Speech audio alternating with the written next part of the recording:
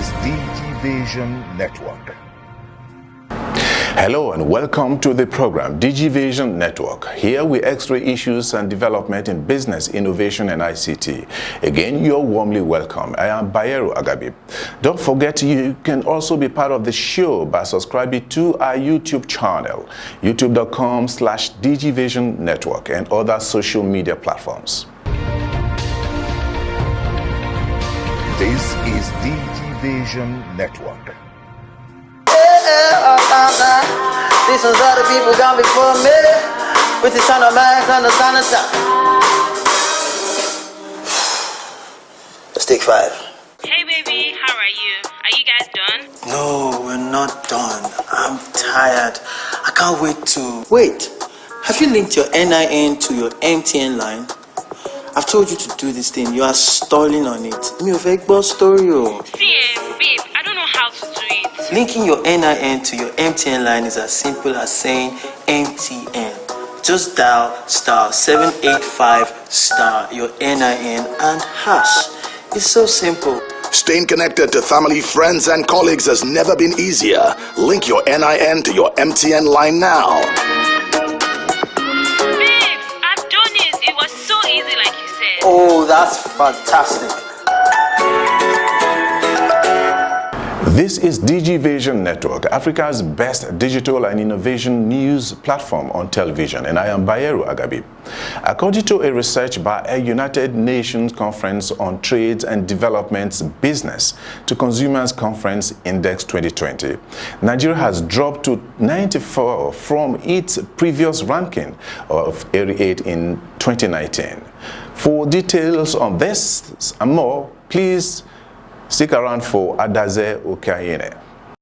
The place of e-commerce in the present global competitiveness in world trading cannot be overstated. In developed nations, e-commerce has accelerated industrialization and growth of economies. While developing countries have been racing to catch up, Nigeria has dropped according to the latest ranking from the United Nations Conference on Trade and Development's Business to Consumer B2C E-Commerce Index 2020. Out of 152 countries, Nigeria dropped to 94 from its previous ranking of 88 in 2019. Within Africa, Nigeria also dropped to 8th from 3rd position.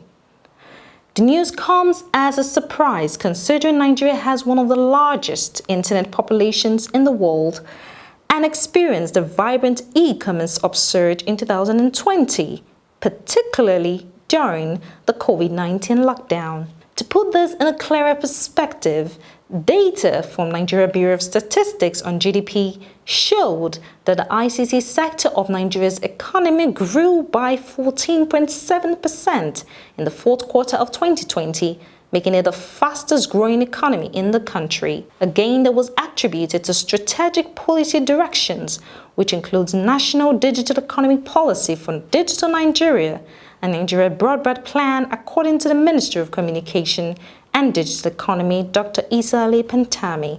The Executive Vice Chairman of the Nigerian Communications Commission (NCC), Professor Umar Dambatar, also stated on the 7th of November 2020 at the Nigerian Tech Innovation Awards that broadband penetration grew from 6% in 2015 to 45.43% in September 2020, and basic internet subscription grew from 90 million to 143.7 million within the same period, with teledensity also reaching 107.53% at the end of September 2020. Still yet, among the key indices for the ranking of countries in readiness for e-commerce, Nigeria scored lowest on access to the internet. The question then arises, with such a drastic improvement in the tech space of the country, how come there isn't a corresponding progression in the ranking released by UN Conference on Trade and Development's Business to Consumer E-Commerce Index? We tried to make sense of this when we spoke with the outcome president, Ikechukwu Nnamani. I'm one of those that don't pay so much attention to inter-country ranking. versus what is happening within the country in terms of the year-to-year performance within the country. Is there improvement? The reason for that is anything could happen in any given country. That is a particular moment in time that may appear to either improve or decrease their performance when compared to other countries, but it just turns around by the next quarter.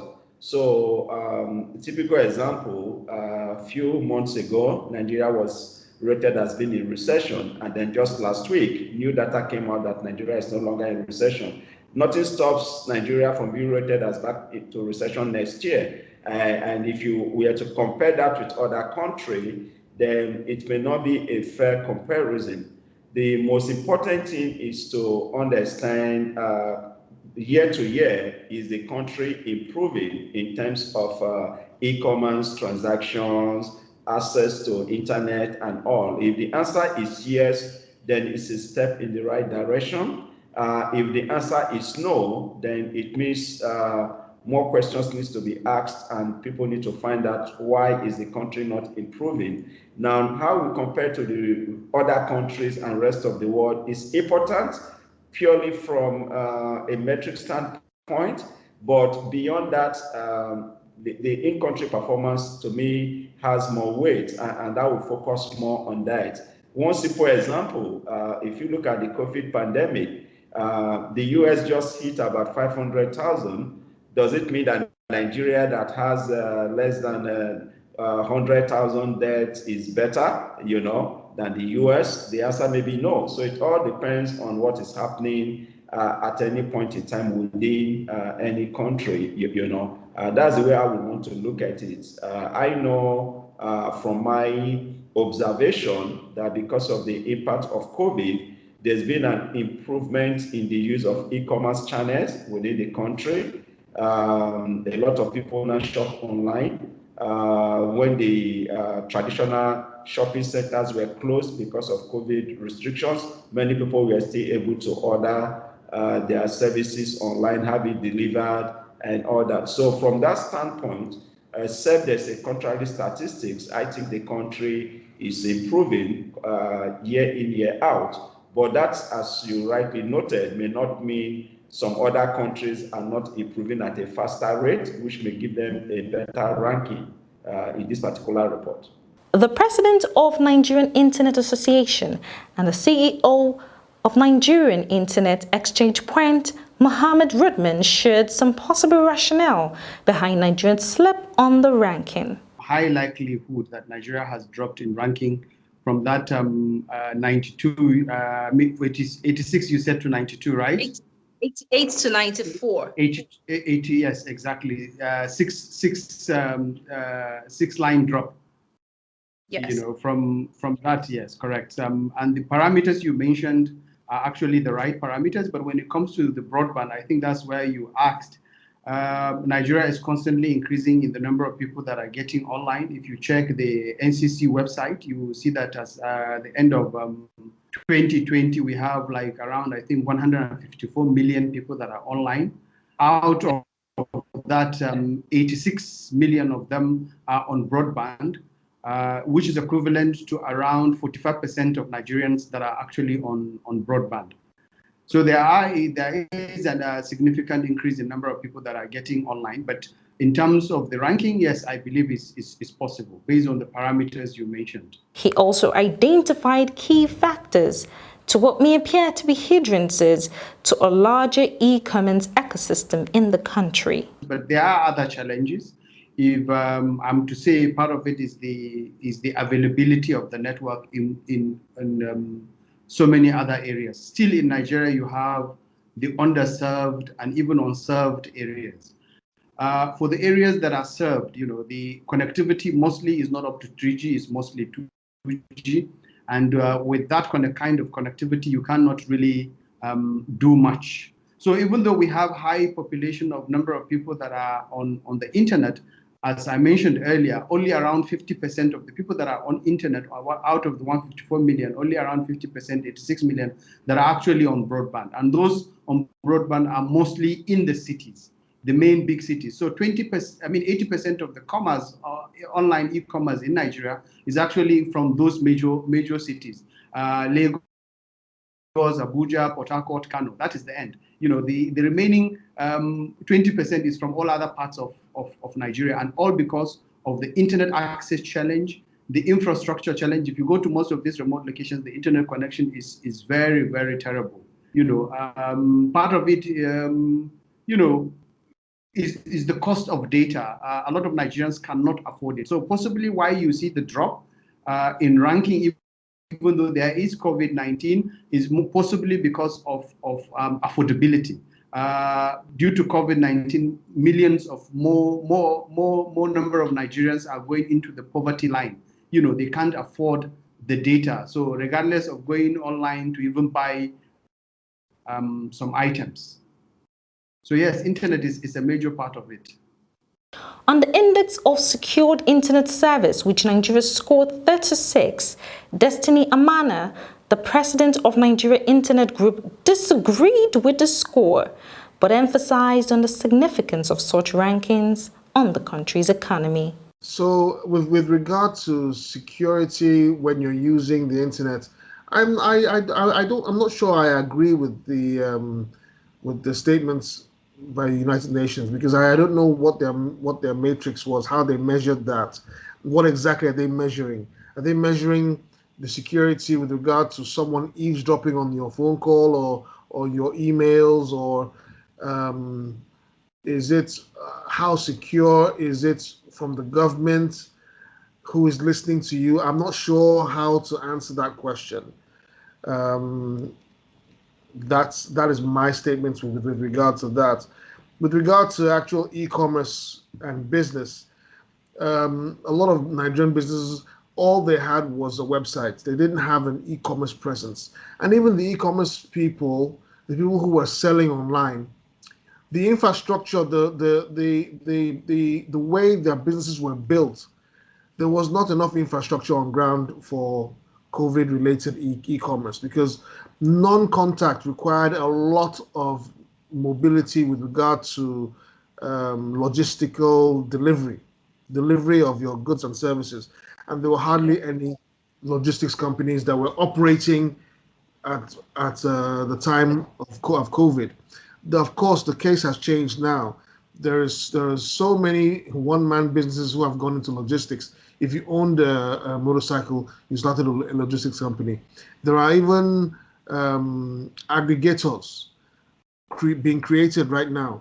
They are all they do is they don't own a motorcycle themselves. They just partner with all these individual motorcycle owners and get them businesses that will use their services, and then they get a commission for the transaction that's taking. Considering the fact that these rankings have effects on potential investments into the country, it is imperative that the government give particular attention to the areas of concern as stipulated in the United Nations Conference on Trade and Development's Business to Consumer E-Commerce Index 2020. Thank you for watching the Digivation Network. Please click to subscribe and drop your views in the comments section. Hello, I am Adaze Okeaine, Digivation Radar. I am Gideon Tobiloba, Sports Tech and the Top 5s. And I am Princely Momodu. For news and views in the entertainment world, every week we serve you with news, views, and information as they relate to business, technology, and innovation. That's not all. It includes events, trends, reviews, and policy framework to drive the unfolding digital space. Join us on our YouTube channel www.youtube.com/Digivation Network for all these and much more. Don't fail to subscribe. There's plenty to win and lots of benefits to derive. www.youtube.com/Digivision Network.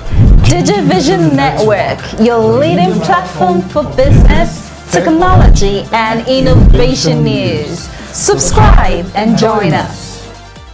Thanks for being with us on this show, Digivation Network.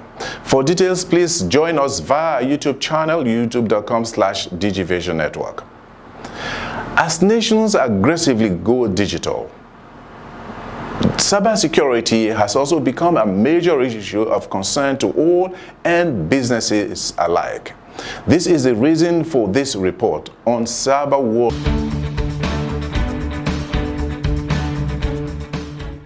The future of Nigeria will not be complete without the inclusion of the girl child in the scheme of things. This is the major fight female engineers are currently spearheading in the country. Just before the corona outbreak in 2020, the Association of Professional Women Engineers of Nigeria, in an event titled She Engineer, awarded scholarships to young girls and encouraged them to do engineering. The She Engineer project is a capacity building program for female engineers, STEM teachers, and public secondary school girls in GSS 1 and 2 in the 6 geopolitical zones of Nigeria.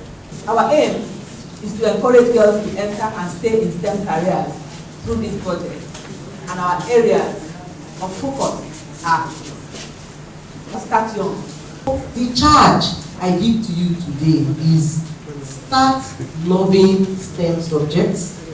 Do you understand? If you have any feelings today that it's very difficult, math is not for you, change that thought today. Take advantage of this opportunity. They continue the good works by giving more scholarships to girls during the International Women's Day celebration 2020 and rewarded notable women for their good works within and outside the engineering space. International Women's Day is celebrated with a theme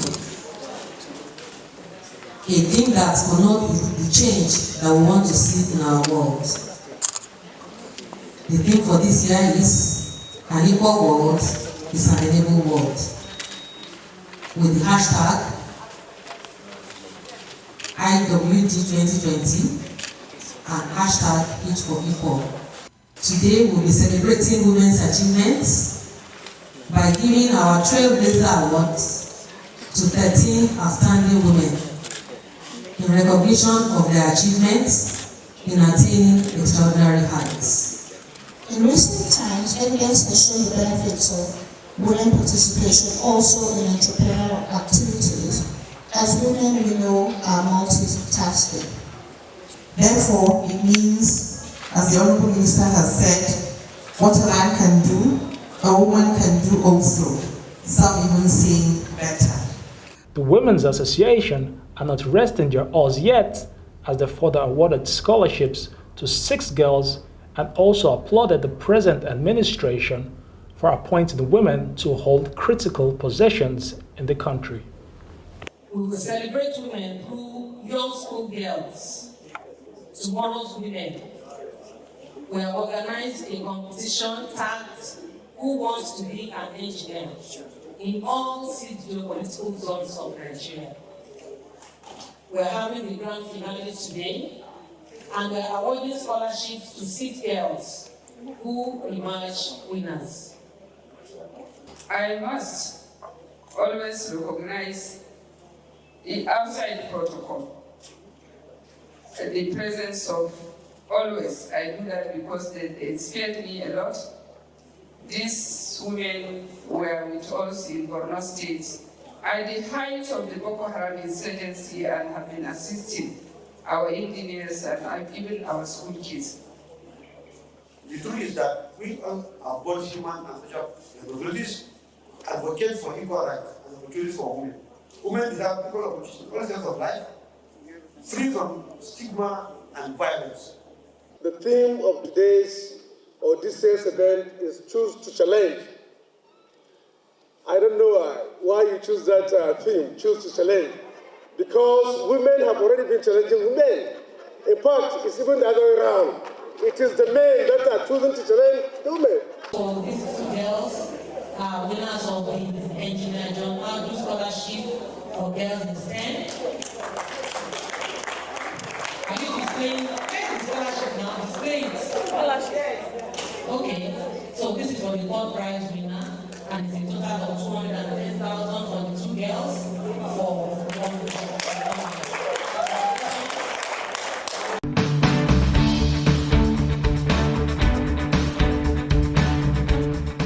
That story continues next week. Thanks to ABC for that story.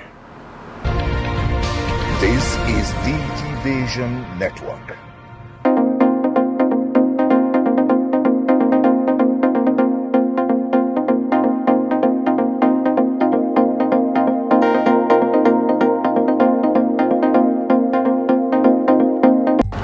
And now to our top 5, which feature stories that made headlines for the week with Gideon Tobilola.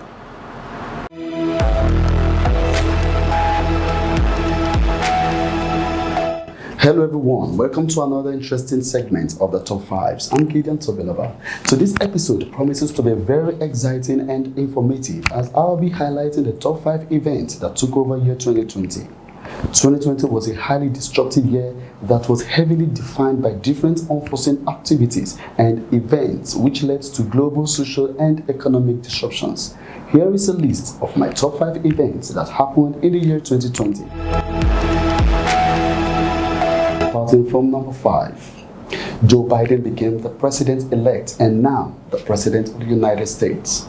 Joe Biden on the 28th of January became the 46th president of the United States after defeating former president Donald Trump in the November 3rd election with a critical assist from his birth state, Pennsylvania, which delivered votes to propel him to victory and end one of the most contentious elections in recent memory. Standing on my number 4 is the sad incident that took the life of our basketball legend, his daughter, and 7 others. Kobe Bryant's death. The legendary Los Angeles Lakers player was killed alongside his daughter, Gianna, and 7 others when their helicopter crashed in Calabasas, Calif on January 26th last year. May their souls rest in perfect peace. Going straight to number 3 is what started in America and penetrated every part of the world, the Black Lives Matter protests. The police-involved killings of George Floyd, Ahmaud Arbery, and Breonna Taylor last year sparked a wave of peaceful and sometimes violent demonstrations and riots across the world to demand an end to police brutality and racial injustice. This has made the Take a Knee gesture more popular all over the world, with footballers taking a knee before a match. Now to number 2. Coming home is the EndSARS protest that shook Nigeria to its foundation. On Thursday, 8 October 2020, nationwide protests on EndSARS started after weeks of outrage and anger with videos and pictures showing police brutality, harassment, and extortion in Nigeria. The protests were led predominantly by young Nigerians in different cities alongside many activists and celebrities. Nigeria Police Force disrupted the protests in some cities, throwing tear gas, using water cannons, and allegedly shooting at unarmed peaceful protesters. And now to the king of the park is the dreaded coronavirus pandemic that successfully changed how we live. The World Health Organization announced January 9, 2020 that a deadly coronavirus had emerged in Wuhan, China. In a matter of months, the virus has spread across the globe to more than 70 million people, resulting in at least 2 million deaths worldwide. One good news making the rounds now is the availability of vaccine that will protect people from contracting the virus. These are my top 5 major events that happened in year 2020, and this is where I pull the curtain on the segment for this week. Join me next week for another interesting segment of the top 5s. I'm Gideon Tobilola. That is the show for the week. Until next week, please reach us via our YouTube channel, youtube.com/Digivation Network. I am Bayeru Agabi. Peace.